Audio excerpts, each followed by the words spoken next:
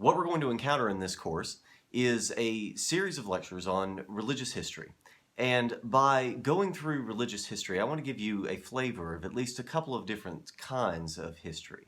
So obviously we're going to be covering the major religions of the world, and part of the idea behind the course is to bring you some familiarity with religious systems that you may or may not have had much contact with in the past.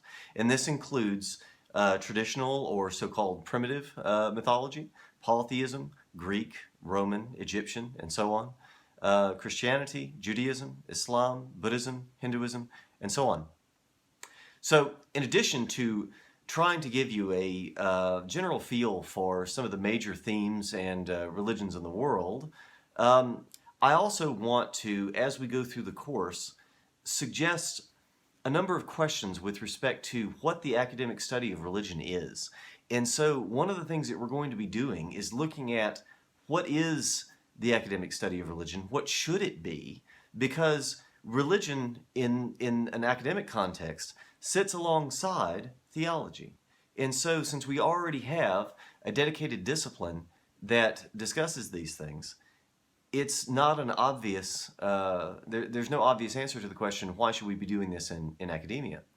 And so to that end, we're going to be attempting to tell the history of that story and how it is that religious studies came to be its own discipline, its own academic endeavor, and how it is that it sees itself, where there might be issues with this and otherwise. And in particular, we're going to be looking at how it is that it comes to, via the usual academic apparatus, in other words, concepts and history and the rigor of the traditional academic approach, how it is that it comes to know a variety of topics that are of interest to religion. And these include such relatively common but yet arcane topics as personal experience. How do we deal with personal experience? How should we deal with personal experience? Should it be a part of the academic study of the history of religion? Should we be comparing? Is it even proper to compare? On what basis might we compare? And how has this been done in the past? And indeed, as it has been done now for at least a couple of centuries, how does it reflect the social trends that were contemporary to the work that was done? So, as we're going through, I want you to keep a critical eye on what the academic study of religion is, what we're actually doing by providing a history of religion in the context of university study. And then to further ask, what can we know, or what should the outcome be of this kind of study? Is it properly a traditional sort of fact-based learning and objective knowledge? Is it something that is somehow measurable? Is it something that instead is a product of personal experience, or should it be used to incite personal experience? These are relevant questions that scholars continue to deal with in the contemporary study of the history of religions.